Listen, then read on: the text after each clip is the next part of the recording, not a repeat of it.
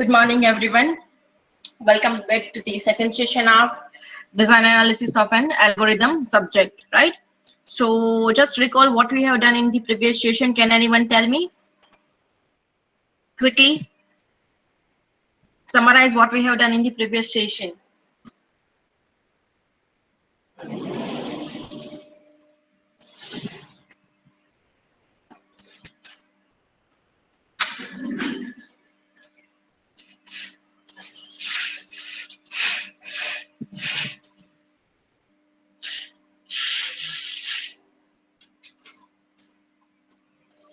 Ma'am set किया था. Yes, we have started with the defining in a lecture session.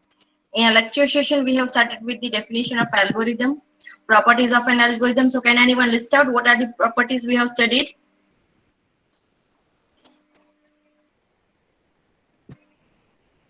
Anyone remembers the property? Very good. Non-ambiguity. Then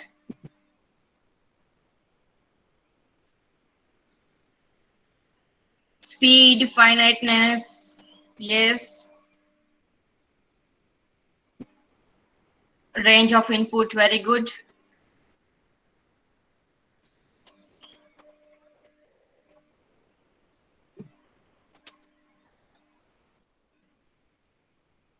And multiplicity, right? So these are the 5 properties we have studied. Then we have seen how to write an algorithm, how to design an algorithm. Then we have gone for the set. In set, we are having various empty set, infinite set, subset, proper subset, equal set, and power set. Till that we have studied, right? Okay. So now today we are going to move forward. So let me share the screen.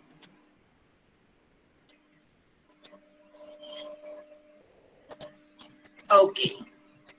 Now, next is a set cardinality. So what is the cardinality? The number of elements in a set is called as a cardinality or size of the set. How many elements are present in the set? Generally, we can define it as a cardinality. If you want to define the size of the set, then you can write down mod S or sometimes n of S.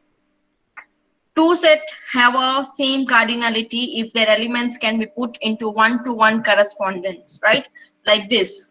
In the image, are you able to see it? One element of set A is mapped with the another element. So this is called as a one-to-one correspondence, right? One element is mapped with another element. Sometimes it is possible that one element can map to the many element, or many element can be mapped with the one element, right? Or many to many is it also possible. That we have already studied in the data structure as well as in a database subject, right? Cardinality we have already studied. So it is easy to see that the cardinality of an empty set is a 0. That is fine, right? If no elements are there, then the cardinality is what? Size of the element or size of the set is always 0. And there are multiple cardinalities like one-to-one, one-to-many, many-to-one, and many-to-many, right? Then multi-set. Sometimes what happens that if you want to take same number multiple times, at that time in a set we cannot add, right? We have already seen in this set we cannot add multiple elements at the same time. We have to write it down in the one way only, one time only we can write it down in the set. But if you want that number of occurrence of a member into account, then we can use a multi-set, right? So if you are taking a 7 and 7 7 in a set, then both are C, because this 7 7 will be considered as a 7 only. So both of them are having one element, right? But if you are using a multi-set, this is what a multi-set. At that time, both of them are not same. They are not same because here this is one occurrence of 7 and here we are having 2 occurrence. So both of them are having a different elements, right? So this is called as a multi-set. In multi-set, both of this set are having the different elements, both of them are different, but in a set it is the same. Then we have to perform some kind of operations on a set. So what operations we can perform? One is a union, another one is an intersection, then difference, right? These operations we can perform. Now, what is a union? Can anyone tell me what is union? Let's say if you are having two sets, then what you will do in a union?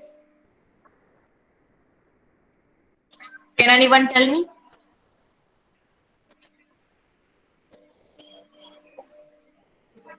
Yes, very good. We will combine them, right? So simply a union is what? It is a combination of two sets. We can combine two sets in a one B. So union of A and B written as A union B is a set we get by combining all the elements in A and B into a single set, right? So you can write it down like this: X is X colon X belongs to A or X belongs to B, right? Any element, either it is in A or it is in B, not in both. You can say here A is equals to 1 to 3 and B equals to 1 to 4. A equals to 1, 2, and 3.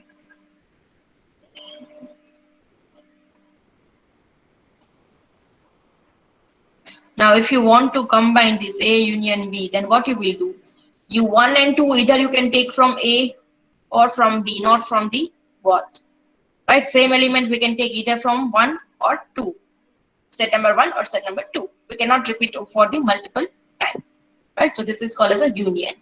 Now intersection of A and B. So here what we will do, we will take only the common element which is present in both. Right? We will take only the common element that is present in the both set. So how you can write it down, like A intersection B. Here we are going to take the element that is either that is present in both. X belongs to A and X belongs to B. We are going to take the common element. So let us take the same example. 1, 2, and 3. B is equals to 1, 2, and 4. So if you want to take A intersection B, then 1 and 2, because here 1 and 2 is a common element only, right? So this is what intersection works. Then third, difference. Let's say we are having two sets and you want to find out the difference of A, B. So how we can write down difference? A minus B. And what is the resultant value? Value is A. That means whatever the elements are present in this set, we are going to consider that only as an answer. Okay, so let us take this example. 1, 2, and 3. 2, 4, 6, 8. Okay, so A minus B. So what elements we are going to take that are present in A but not in a B? So one is not present, one is present in A but not in a B. So we will take one. Let's take for 2. 2 is present in A as well as in B. So we will not take 2. 3. 3 is not present in a B. So we will take this. Now if you want to find out the difference between B minus A, then what you will do? B में जितने element है जो ए में present नहीं है वही हम consider करेंगे. Okay, we will take only those element who is present in the B but not in A. So consider it. B 2 is present in A, so we will not take it. 4, 6, and 8, it is not present in A, so here we will consider 4, 6, and 8. So this is how difference is going to work on a two different set, right? So let me give you one example. Everyone try to solve this.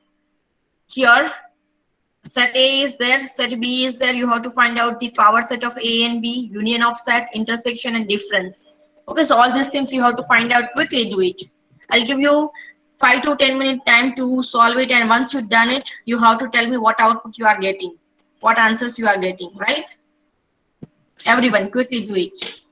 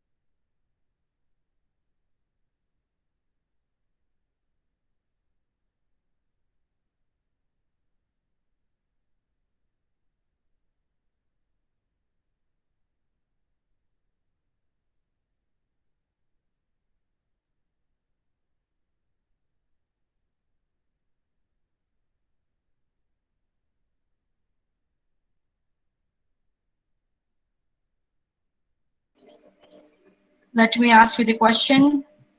All of you have completed all the answers? Yes or no? Still, I'm giving you the 5-minute time. In that time only, you have to do it. Take a screenshot of this.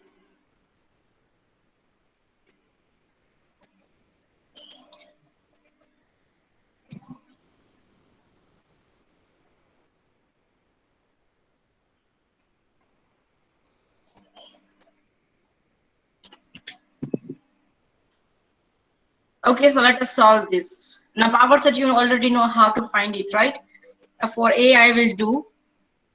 One is an empty set, one is 1, 3, 5, 7, 1, 3, 3, 5, 5, 7, 7, 1, then 1, 3, 5, 3, 5, 7,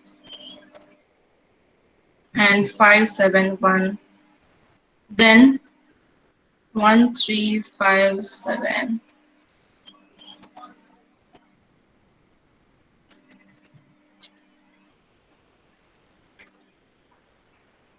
Okay, and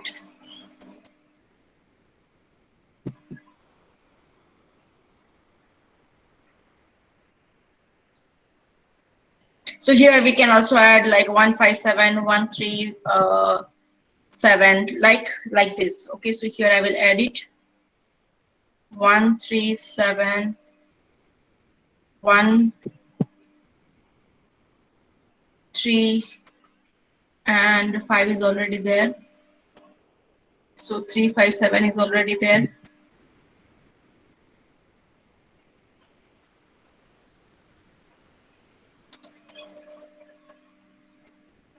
Let me take the eraser.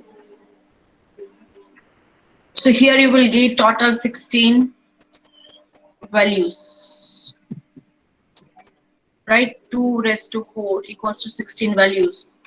So you can count 1, 2, 3, 4, 5, 6, 7, 8, 9, 10, 11, 12, 13, 14, and still 2 is remaining. So I think 1, 3, 3, 5, 5, 7, 1, 7. What are the other combinations are possible? 3, 7, and 1, 5, right? So these are the total possibility of power set you can use. Then union, second question, union of two set. That will be 1, 3, 5, 7, 8, and 9. For the intersection, we will have 1, 3, sorry, 3, 5. 3, 5 only, right? And for the difference of set A minus B, we will have the value as a, these are the 1 and 7. And for B minus A, the answer will be 9, 8. So all of you are getting the same answers.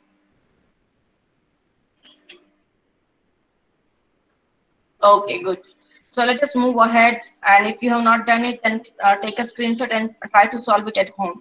Okay. Now, the other operations are universal set, right? So let's say we are having one large set in which we can define many other subset, or reversely we can say that all this set under the consideration are subset of some large set U called as a universal set. It is a combination of multiple subset, or we can say that we can define a multiple subset from the universal set. Then the complement of set. Let's say we are having a universal set, and if you want to find out the complement of any set, that is written as a dash is a set of all elements under the consideration that are not in the E, right? Let's say if you want to find out the A dash, so it will be U minus A. All the elements you have to consider from the universal set which are not present in the A. Okay. So let's say universal set will be your 10, 20, 30, and 40, and A value will be 10, and 20. So if you want to find out subset, then 30, 40, right? We will take only those values which are present in the universal set, but not in the A. This is how we can find out the complement of a set. And for any set, A is a subset of U. We are having following.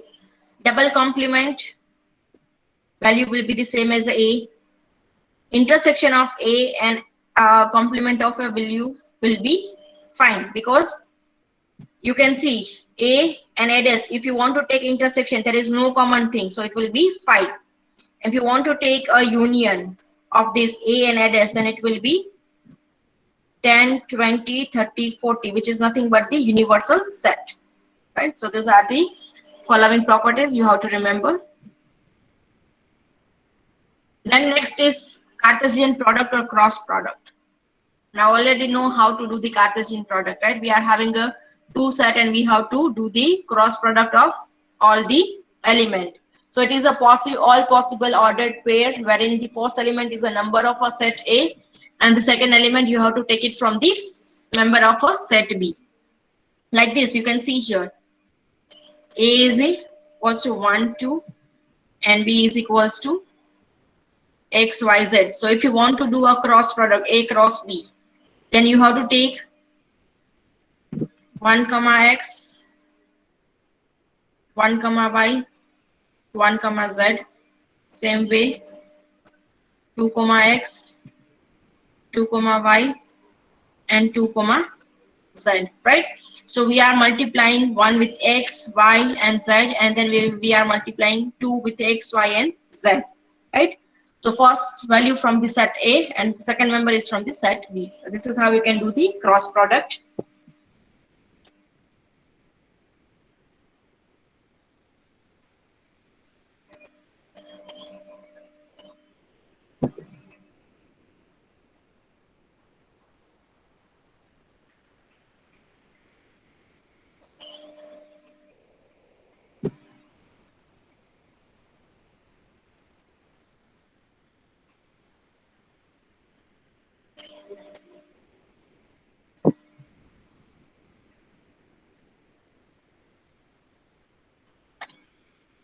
Okay, next value is what? Next topic is function.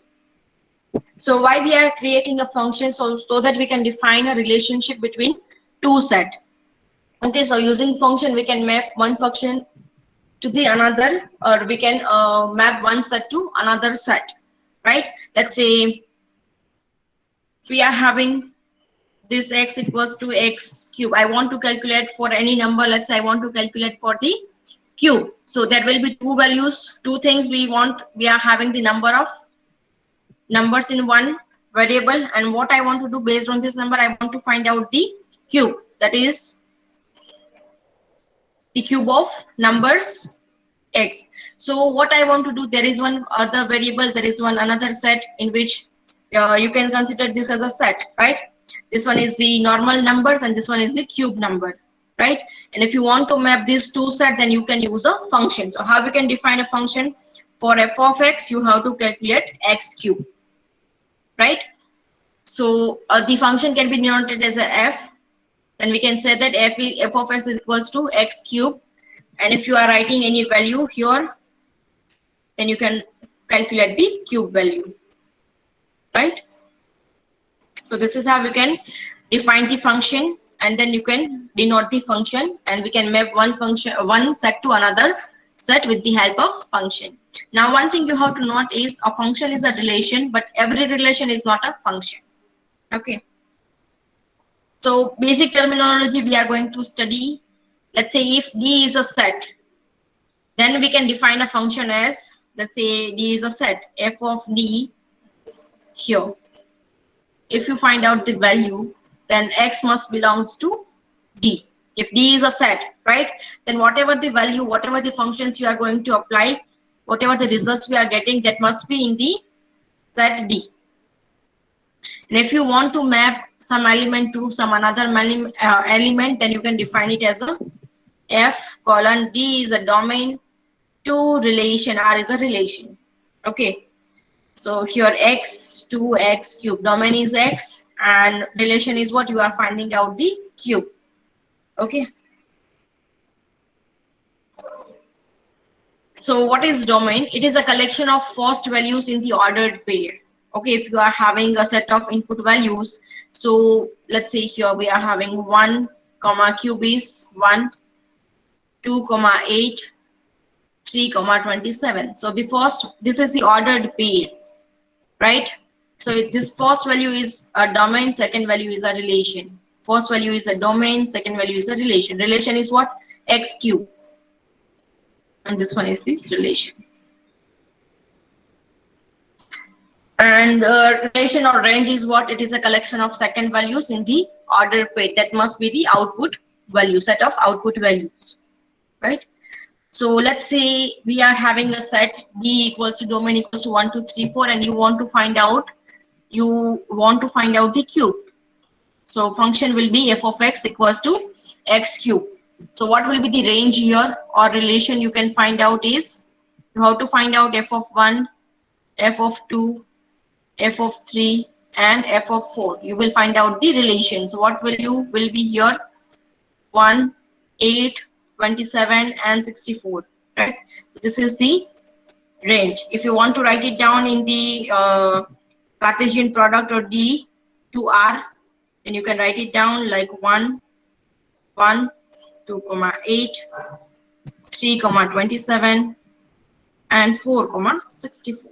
This is how we can represent a function via Cartesian product of its domain into range or relation. Okay. Now, what are the types of functions we are having? So there will be total 4 type of function: one-to-one function or injective function. So a function f x to y is said to be one-to-one. So as you already know, that is what is one-to-one. One element of x is mapped with the another exact one element. If it here it is mapped, sorry.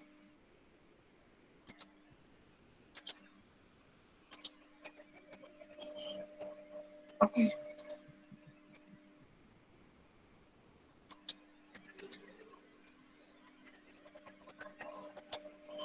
Okay, so here one element of x is mapped with the exactly one element of y. So this function is called as a one-to-one function or injective function. Then next we are having many-to-one function, right? So here first is a many, so x and y.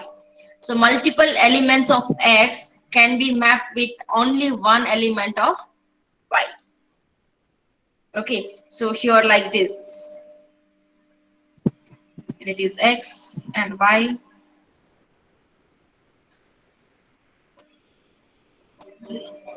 So two or more element of x can be mapped to the one element, same element of y. This is how you can map it.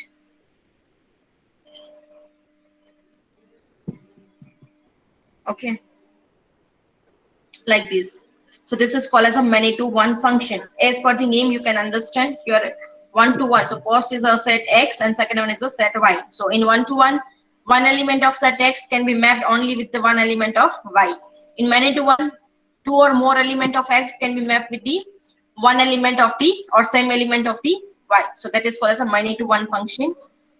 Then onto function or surjective function. Let me just, why the image is not there.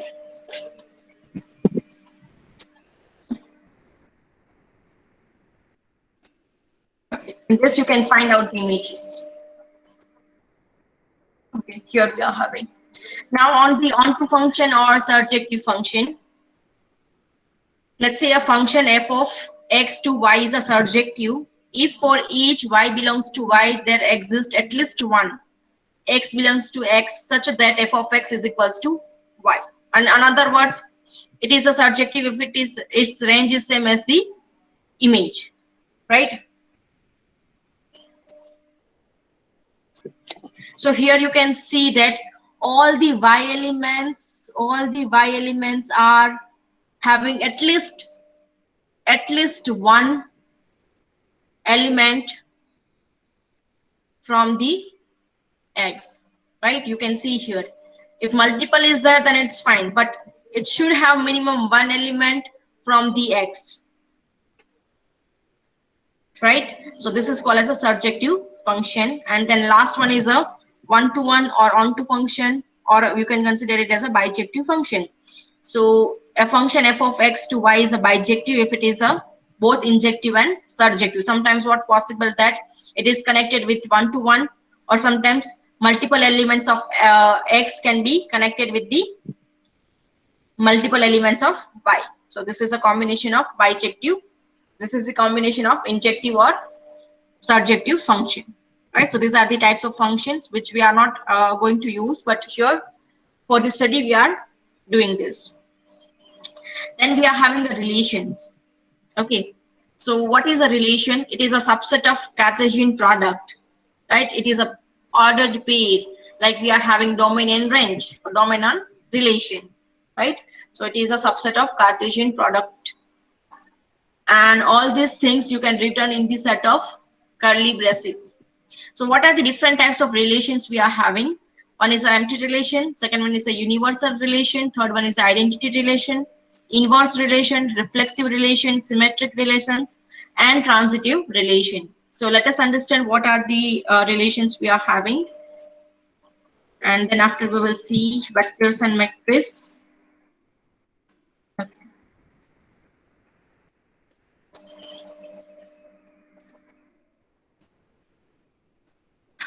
Let us understand here. First one is empty relation. Let's say we are having x, the element is not mapped with the any other element, then if your element x is not mapped with any other element of another relation y, then there is a no relation, or we can call it as an empty relation, right? Because if you are not mapping any element of one set to another set, then there is no relation between two sets. So this is called as an empty relation. Then universal relation. Let's say R is a relation in a set and A is a universal relation. So what does this mean? Like every element of A is related to the every element of A, right? So you can consider it as a all the elements of set A is mapped with the other set, or it is called as a full relation, as every element of set A is in a set B, right? If you are having two set, then it is mapped all the, let's say we are having this, there are two elements, so all these elements of A is connected with the B, and B is connected with the A. So this is called as a universal relation. Then identity relation. If every element of set A is related to itself only. Let's say we are having two identical set of A, and both of them are connected with each other, right? Then it is called as an identity relation. The next is the inverse relation. Let's say R is a relation. We are defining R as a relation from set A to B, right? So that is R is what? A cross product of A and B. So relation R minus 1 is what? It is either a combination of BA or AB, and both of them are belongs to R, right? You can do the cross product of both this set, and whatever the results you are getting, that is belongs to that particular relation.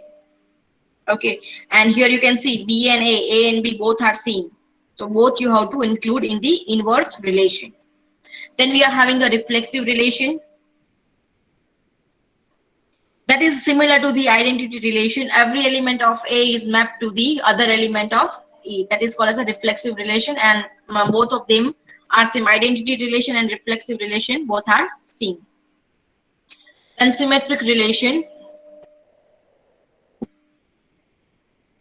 So here we are having a set A. In set A, we are having two elements like A and B. Both of them are belongs to R, right? So separate things like B belongs to B and A is also belongs to R. For all A and B belongs to A, right? In set A, what we are having two elements, A and B. So A and B is also belongs to R, and B and A is also belongs to R, because two of them are in the set A. So this is called as a symmetric relation. So here A and B is equals to B comma A. This is called as a symmetric relation. Then transitive relation. Let's see, A is, let's here, A and B is belongs to R, B and C is also belongs to R. Then we can say that A and C is also belongs to R, because A, B and C, all of them are belongs to set A, and the set A is called as a transitive set. If two of them, A and B and C, both of them are belongs to some kind of relation, then we can say that A and C is also belongs to R because of the transitivity. And then we are having the equivalence relation. So the if a relation is a reflexive, symmetric, and transitive, then it is called as a equivalence relation. So it should be following these three property. One is a reflexive, symmetric, and transitivity. Then we can call it as an equivalence relation. Right. So these are the properties of relations. Then we will start with the vectors and matrix. See here, from here only, it is important from for you, like what is vector, what is matrix. Now, can you define what is vector? Can you define what is vector?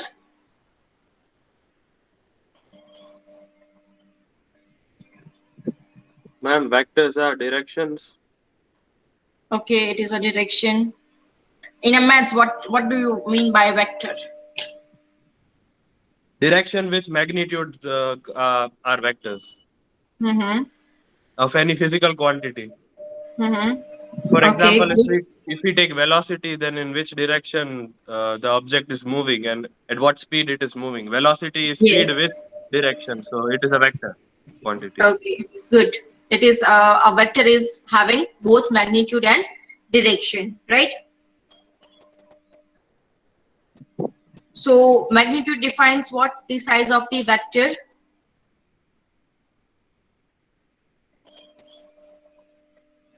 An arrow is having the direction, right? So let us have the values. So in a vector, we are having the list of tuples, or we can say that the list of numbers we are having in a vector. Okay, so here v is equals to v1, v2, v up to vn, and here vn are called as a component of v. If all the vi are zero, all the components are zero, right? Then this is called as a zero vector, like this: 0, 0, 0, 0. If we are having total n elements as a 0, then this vector is called as a zero vector. Given vector v and u are equal, v equals to u are equal if they have the same number of components and if corresponding components are equal. It will have the same number. Like in a vector v, we are having 5 elements, and in vector u, we are having 5 elements. Then we are considering as a equal vectors, as well as the numbers are also same, the components are also same, then only we can consider it as a equal vector. Now if you want to perform a addition of two vectors, right, then we are having two values v and u, then you simply do what? You will perform the addition, like v and u. Here 1, 2 and 3 plus 4, 5 and 6. Okay, I want to do the addition. So what I will do, I will take first element and I'll add it here: 1 plus 4, then 2 plus 5, and then 3 plus 6. The resultant matrix is what? 5, 2 plus 5, 7, 3 plus 6, 9. Okay, so you can see here in V and U, both of them are having 3 element. Once you are doing the addition, then final matrix is also having the 3 components, right? So this is how we can perform the addition: v1, v2, v3 up to vn plus u1, u2 up to un. So you will do what? First element from the first set, and you will add it with the second element, or you can add it with the first element. Then separated by the comma, second element, add with the second element of the second set, right? Now this is how you can proceed. Then if you want to do the multiplication of a vector by a scalar for any constant number, then what you can do, let's say v is equals to k dot v. Okay, you can multiply this constant number with the vector. So how we can do it? Let's say we are having 1, 2, 3 and k equals to 2. Okay, so final V value will be 1 into 2, 2 into 2, 3 into 2. Okay, so 2, 4, and 6. This is the resultant vector if you are multiplying it by a scalar. Then matrix in algorithm, we sometimes we are writing a matrix as A or simply A of I comma j. Here I represent what? Column, and j represent row, right? So what is column vector or column matrix? If any matrix is having only the columns, then it is called as a column vector or column matrix. If the entire matrix is having the zero value, then it is called as a zero matrix, and it is denoted by 0. And if you want to do the matrix addition, then you can do it. How you can do this? Can anyone tell me? Like 3 by 3 matrix we are having 3 rows and 3 columns in each matrix. Matrix A and matrix B, if you want to add, then you will take this one element, you will add it. You will take second element, and the resultant answers will be A11 plus B11. Then A12 and B12. The answer value will be A12 plus B12. Then you will add A13 and B13. The answers will be A13, B13. Right? This is how you can do row-wise multiplication. Okay, so first you will fill this space of first element with the first element, then second element plus second element, third element plus third element, right? This is how you can get the final answer. Then scalar multiplication, what you will do if you are having a matrix, you will multiply k with all the elements of the matrix. You can see this, right? K, A11, K into A12, K into A13, K into A21, K into A22, K into A23, K into A31, K into A32, and K into A33. This is how you can do this scalar multiplication. And let us understand some of the properties of matrix under the addition and scalar multiplication. Let's say we are having 3 matrices of the same size, and K and L will be the 2 scalars, right? So if you do the addition of A plus B or B plus A, both of them will be the same only. If you add 0 onto A, or you can do this way, then answer will be the A only. If you are having set A, and if you add a minus A, then answers will be 0. If you are multiplying with some scalar, then answer will be K into A plus KB. If you are having 2 scalar addition, if you are multiplying with the some matrix, then answer will be K into A plus L into A. And if you are multiplying it, then these are the same. Both of them are having the same properties, right? Here we are not going to take any example. You can do it by yourself. You can take any 3 examples, any 3 metrics. Let me give you. Let's say A is equals to 1, 2, 3, 4, 5, 6, 7, and K is equals to 3 and L equals to 4. Now take this example and you have to solve this property. Okay, you can do it at your home. You can take any example and you can solve the property. Then matrix multiplication. Let's say we are having 2 set A and B, 2 matrices we are having.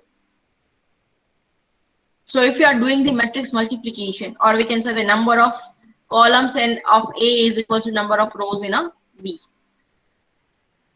Let's say A is having M cross P, B is having P cross N. So here this is column, this is row, this is, just a second.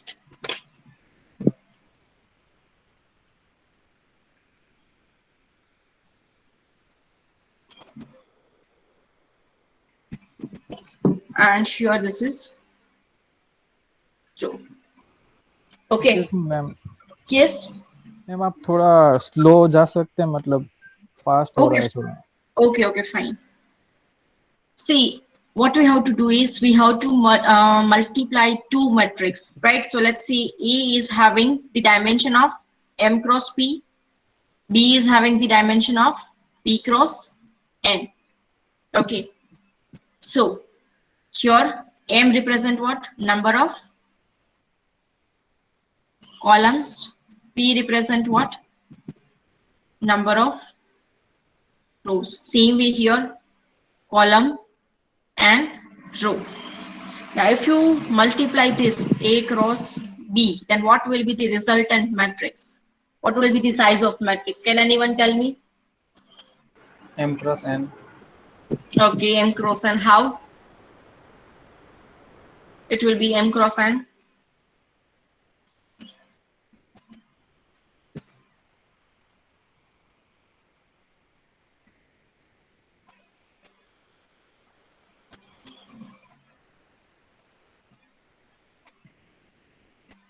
Okay, see here, here is the rule. When you are trying to multiply two matrix of the same size, right? Or any other size, then the number of columns of set A is equals to number of rows of set B. Okay, so this M is a number of columns of set A, and here the number of rows in a set B. So it must be the same. So M cross N will be the final matrix size. Okay, so sometimes let's see, I'm having the matrix like 2, 3, 4, 5. Okay, so here I'm representing with the IJ. Okay, so I represent what? Rows, and J represent column. So here we will write A11, A12, A21, A22. So you can consider this is the first row and second row, first column, second column, right? So if you are writing the values, then it will be A of ij. This element will be represented as a of ij.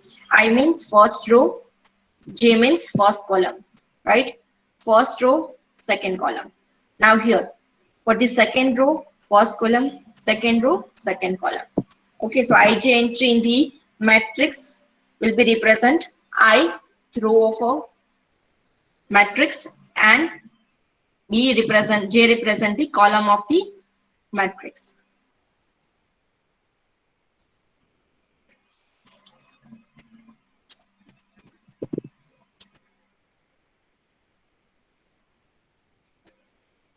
See here, if the number of columns of A is not equal to number of rows, right? Let's see, A is equals to having 3 cross 2 dimension, and B is having 3 cross 2. Then product will not be happening. You cannot define the product, right? So here number of columns is 3, but number of rows is 2. So you cannot do the production. You cannot do the multiplication, right? So here the condition will be, if it is 3 cross 2 and B is equals to 2 cross 3, number of columns and number of rows, both of them are same, then you can do the multiplication. This is the common rule which is applicable for matrix multiplication, right? So let me give you one example here. A11, A12, A13, and this B11, B12, B13 matrix is available. Now I want to do the matrix multiplication, or how I will do. Can anyone tell me how we can do this? So what you will do, you will take this first row of the first matrix, first column of the second matrix. What you will do, you will multiply A11 with B11, right? Plus multiply A12 with B21. Third element, A13, B31. Right? So this is the first element we are getting. Now for the second. How you can consider for the first row with the second column. Okay, A12, sorry, A11, V12 plus A12, V22 plus A13, V3, right? So now first element with the first, second, and third. Okay, now first row will be multiplied with the third column. So A11, B13 plus A12, B23 plus A13, B33, right? So now first row is calculated. Now for the second row, same thing you will repeat. We'll consider second row, you will multiply with first column, second column, and third column. Same way for the third column, third row, multiply with first column, second column, and third column. Now let me give you one example.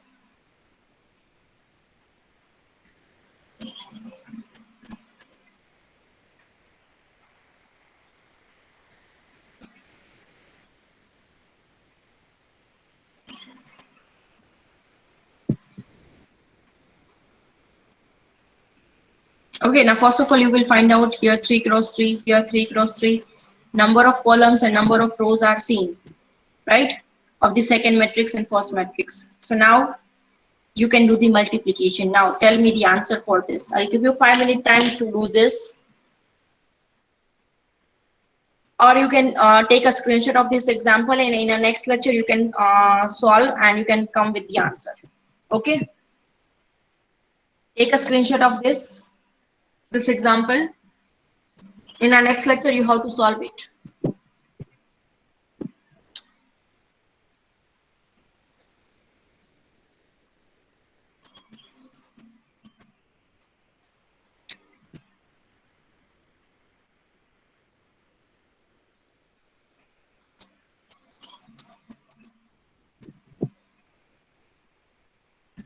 Okay, so I think all of you have taken this screenshot.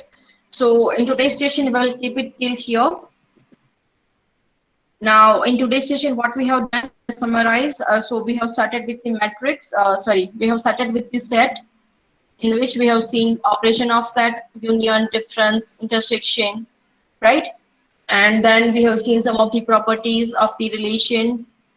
Then we have seen function, domain, range, relations, types of relations, and then we have started with the matrix, zero matrix, column matrix, then matrix addition, scalar multiplication, and then we have finally seen the matrix multiplication. So these are the topics we have covered in today's session.